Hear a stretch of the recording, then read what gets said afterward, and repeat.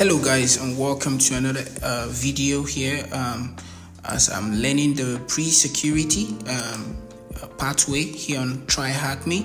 I currently just covered introduction to cybersecurity, where we covered intro to offensive security, defensive security, and careers in cyber. And now we're moving into the cool stuff, which is network fundamentals. And today we are beginning with what is networking. So we're going to be dealing with this room, what is networking, under the pre-security pathway. So let's click on that. Here we go. So what is networking? Although there is a video walkthrough here, I'm not going to. I already watched it. Like I said, the reason why I'm doing this video is to just help me, have a good foundation of what I've studied in order to revise the things that I've learned. So today we're starting with what is networking. And here they say networks are simply things connected. For example, your friendship cycle, you're all connected because of similar interests like hobbies, skills, and sorts. Okay, now networks can be found in all walks of life. We see a city's public transportation system has networks. Infrastructure such as the national grid or national power grid for electricity, meeting and greeting your neighbors, postal systems for sending letters and parcels, they're all connected. So we're looking at networks, all right? But more specifically in computing, networking is the same idea, just dispersed to technological devices. Take your phone as an example. The reason that you have it is to access things. We'll cover how these devices communicate with each other and the rules that follow. In computing, a network can be informed by anywhere. It can be formed by anywhere from 2 devices to billions. Now, these devices include everything from your desktop, laptop, and phone to security cameras, traffic lights, and even farming. Okay? Now, networks are integrated into our everyday life, be it gathering data for the weather, delivering electricity to homes, or even determining who has the right of way at the road. Because networks are so embedded in the modern day, networking is an essential concept to grasp in cybersecurity. Now, let's take the diagram below as an example. Alice, Bob, and Jim have formed their network. We'll come onto this a bit later on. All right, so we have Alice, Bob. Alice knows Bob, Alice knows Jim, and that way Bob and Jim knows each other, so this is like a network. Now, network comes in all shapes and sizes, which is something that we will also come on to discuss throughout this module. All right, so this is task 1, of course, and let's answer the question: what is the key term for devices that are connected together? Of course, looking at networks. Network, correct. Now, task 2: what is the internet? Now that we've learned what a network is and how one is defined in computing, just devices connected. All right, let's explore the internet. The internet is one giant network that consists of many small networks within itself. Using our example from the previous task, let's now imagine that Alice made some new friends named Zane and Toby, and that she wants to introduce to Bob and Jim. Now, the problem is that Alice is the only person who speaks the same language as Zane and Toby. So Alice will have to be the messenger between Bob and Jim. So Bob and Jim might want to, or Zane and Toby might want to speak with Bob and Jim, but they have to go through Alice. So Alice is the only person who understands the language of Zane and Toby, and at the same time understands the language between Bob and Jim. So the connection here. All right, so we're getting to it now. Because Alice can speak both languages, they can communicate to one another through Alice, forming a new network. Now, the first iteration of the internet was within the ARPANET, okay? I guess I'm pronouncing that right. ARPANET project in the late 1960s. This project was funded by the United States Defense Department and was the first documented network in action. However, It wasn't until 1989 when the internet as we know it was invented by Tim Berners-Lee, by the creation of the World Wide Web, WWW. It wasn't until this point that the internet started to be used as a repository for storing and sharing information, just like it is today. Let's relate Alice's network of friends to computing devices. Now, the internet looks like a much larger version of this sort of diagram. So we have network 1 here, network 2, network 3 connected by the internet. It could be larger. There's network 4 to billions, all connected through the internet. As previously stated, the internet is made up of many small networks, all joined together, right? Now these small networks are called private networks, all right? Where networks connecting these small networks are called public networks or the internet. So to recap, a network can be one of two types, a private network and a public network. Devices will use a set of labels to identify themselves on a network, which we will come onto in the text below. Who invented the World Wide Web? It was Tim something Lee. I have to just copy that. So that was Tim Berners-Lee. Okay, that's the person who invented the World Wide Web. All right, now going into task 3. All right, task 3: identifying devices on a network. Okay, let me open that while it boots on, while we go on to read that. So we'll get back to this in a jiffy. Okay, now to communicate and maintain order, devices must be both identifying and identifiable on a network. What use is it if you don't know whom you're talking to at the end of the day? Yes, devices on a network are very similar to humans in the fact that we have two ways of being identified: our name and our fingerprints. Now, we can change our name through deed pool, but we can't. All right. However, change our fingerprints. Every human has an individual set of fingerprints, which means that even if they change their name, there is still an identity behind it. Devices have the same thing, two means of identification, with one being permeable. These are an IP address, or what we call a media access control, MAC address. Think of this as being similar to a serial number. So every computer usually have this MAC address, all right? Now, what's an IP address? Briefly, an IP address or internet protocol, internet protocol address, can be used as a way of identifying a host on a network. So more like a name. You have a name, and then you have a fingerprint, so identifying you. So a way of identifying a network we have can be used as a way of identifying a host on a network, for a period of time, where that IP address can be associated with another device without the IP address changing. First, let's split up precisely what an IP address is in the diagram below. So we have 192.168.1.1 and octet 1, octet 2, octet 3, octet 4. We'll see what that means soon. Now, an IP address is a set of numbers that are divided into 4 octets. The value of each octet will summarize to be the IP address of the device on the network. Now, this number is calculated through a technique known as IP addressing and subnetting. All right, but that's for another day. What's important to understand here is that IP address can change from device to device, but cannot be active simultaneously more than once within the same network. Alright, so IP address follow a set of standards known as protocols.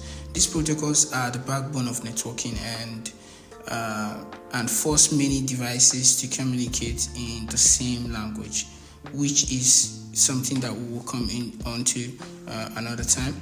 However, we should recall that devices can be on both private and public network, of course, depending on where they will be determined, or depending on where they are will determine what type of IP address they have. So a public or private IP address. Okay.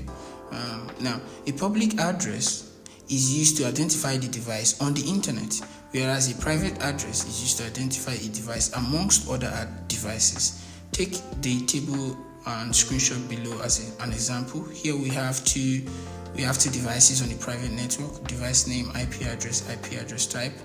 So we have desktop. I used to see this in my computer. Okay, 192.168.1.77 is a private network. Desktop key. This is what identifies this laptop or this network in public. So it's different, right? So same thing here, private and public. So we have desktop, this 5G, we have PC, this, but both of them have a network. One is private and the other is public. Okay, so 192.168.1.77, as you can see here, is private. Same here for the one here is private. So we have a different one here for public. All right. These two devices will be able to use their private IP addresses to communicate with each other. However, any data sent to the internet from either of these devices will be identified by the same public IP addresses. Alright, public IP addresses are given by your internet or service provider or ISP at a monthly fee, your bill. Okay, so my public IP4 address is this, location is this, and so on and so forth. So, alright, as more and more devices become connected, it is becoming increasingly harder to get a public address that isn't already in use.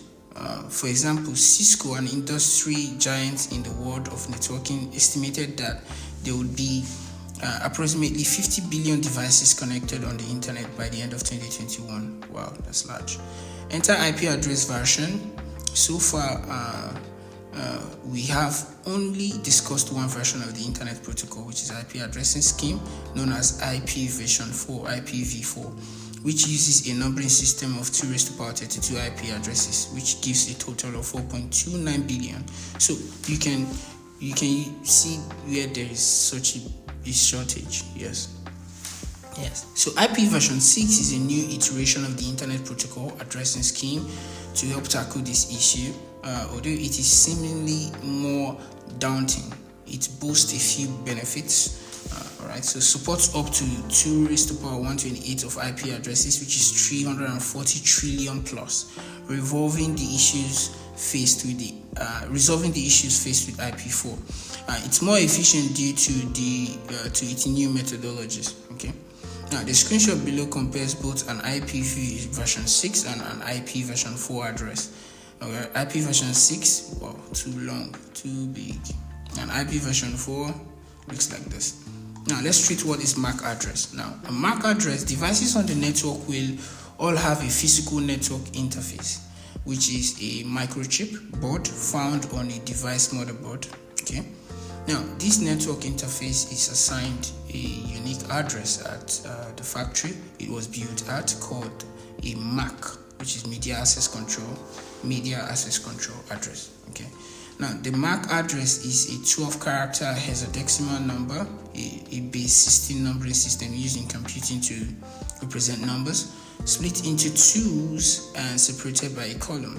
Now, these columns are considered separators. For example, A4-C3-F0 and so on. The first 6 characters represent the company that made the network interface, and the last 6 is a unique number. Alright, so first 6 represent what? The company that made the network interface, and the last 6 represent the unique number. So vendor who built the network interface, as you can see here, 1, 2, 3, the first 6 represents the company who built the device, and then the unique address of the network interface, which is different, a unique number, comes with the last 6. Now, however, an interesting thing with MAC addresses is that they can be faked or spooked in a process known as spoofing. Now, the spoofing occurs when a network device pretends to identify as another using its MAC address. Okay, when this occurs, it can often break port poorly implemented security designs that assume that devices talking on a network are trustworthy. Take the following scenario. A firewall is configured to allow any communication going to and fro the MAC address of the administrator. So if a device were to pretend to spoof this MAC address of the administrator, of course, now the firewall will now think that it is receiving a communication from the administrator when it isn't. Alright. Places such as cafes, coffee shops, and hotels alike often use MAC address control when using their guest or public Wi-Fi. These configurations could offer better services, that is, a faster connection for a price if you are willing to pay the fee per device. Now, the interactive lab attached to these stacks has been made to replicate this scenario, which you're about to see. Like, this is what we're seeing here now. Now, practical. Now, the interactive lab simulates a hotel's Wi-Fi network where you have to pay for the service. You will note that the router is not allowing Bob's packet. Yes, because someone is pretending to have used Bob's MAC address, I believe. If you look here, this is a different Alice. This computer looks like it's using the same address as Bob's on. Let's see. Let's read through. You will note that the router is not allowing Bob's packet, which is blue. We'll get to find out soon. To the Tryhackme website, which is the website here. Okay, and it's placing them in the bin. Okay, but Alice's packets green are going through fine because she has paid for Wi-Fi. Now try changing Bob's MAC address to the same as Alice to see what happens. I got it wrong the first time. I thought Alice is trying to use MAC address based off of what I read. Okay, it's okay. Now deploy the interactive lab and proceed to answer the following questions. So let's see. We need to change the address, the Bob's MAC address to that of Alice's on. So let's say 00, and that is 12, and that is 32. And that is 2F, and that is 33, and that is 39. So we've changed that request side. Now it's going through. All right, Tryhackme, you got on Tryhackme. Okay, I got that. Let me see what question has that. Now deploy the interactive lab using the view site button and spoof your MAC address to access the site. We've done that. We did the spoofing correctly. We spoofed Alice's MAC address and we're able to access Tryhackme website. Now let's start with the questions. What does the term IP stand for? That is Internet Protocol. Am I correct? Internet Protocol. Am I supposed to type in capital letters? Okay, that's fine. What is each section of an IP address called? Each section of an IP address called? Octets? Is that octets? Octet, correct. How many sections in digits does an IP address have? How many sections in digits does an IP address have? How many sections in digits? Is that 4? 4 sections? Yes. Remember, it's 4 sections, not on the IP version 6, but on the IP version. Is that? Am I correct? IP version 4. Look at it here. 1, 2, 3, 4. So it has 4 sections. Yes, 4 sections.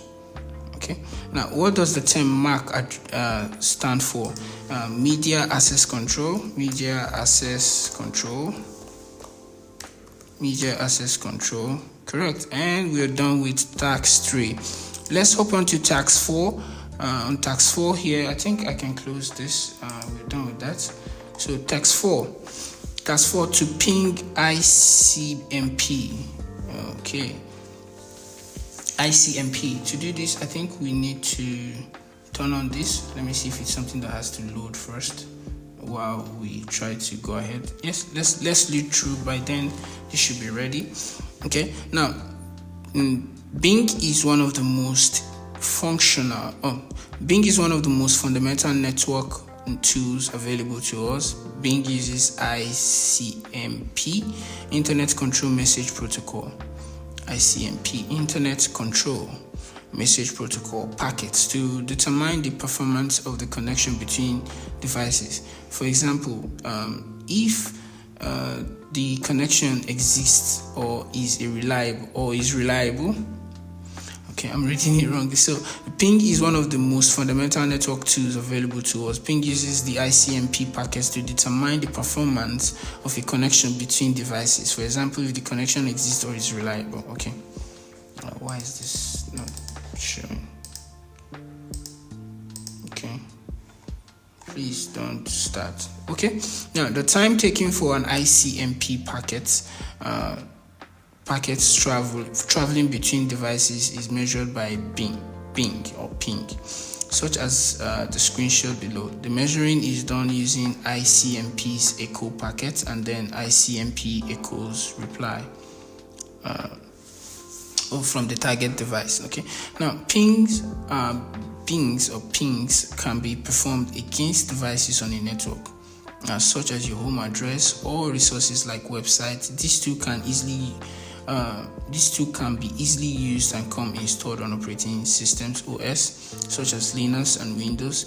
The syntax to do a simple ping is ping IP address or website URL. Okay, let's see this in action in the screenshot below. So we have this ping the IP address and it brings out a result and 6 packets transmitted, 6 received. Okay, let's see what that means. Here we are pinging a device that has a private address of 192.168.1.254. Ping informs us that we have sent 6 ICMP packets, all of which were received within or with an average time of 4.16 seconds. Okay, that was the time here. Okay, 4.16 seconds, milliseconds converted. Okay, now you are going to do the same thing to ping the address 8888 on the deployable website in this task. All right, pinging the correct address will reveal a flag to answer the following questions below. Okay, what protocol does ping use? Ping uses an ICMP protocol. What is the syntax to ping 10.10.10.10.10.10? And that is ping 10.10.10.10.10. And lastly, what flag do you get when you ping 8.8.8? Okay, I'm kind of waiting for this to. Let's see if I would open this in another tab and see if that works.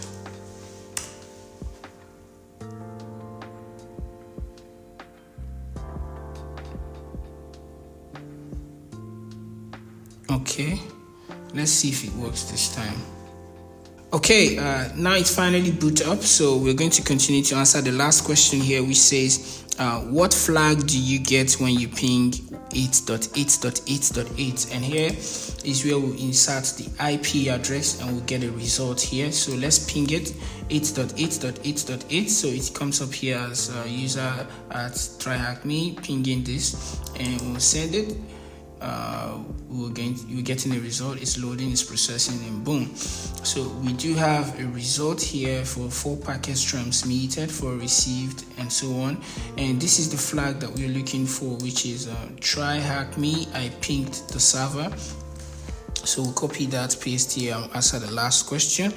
And yeah, that's it. So what's the last thing we have here? Continue your learning by joining the intro to learn room. That's the next room.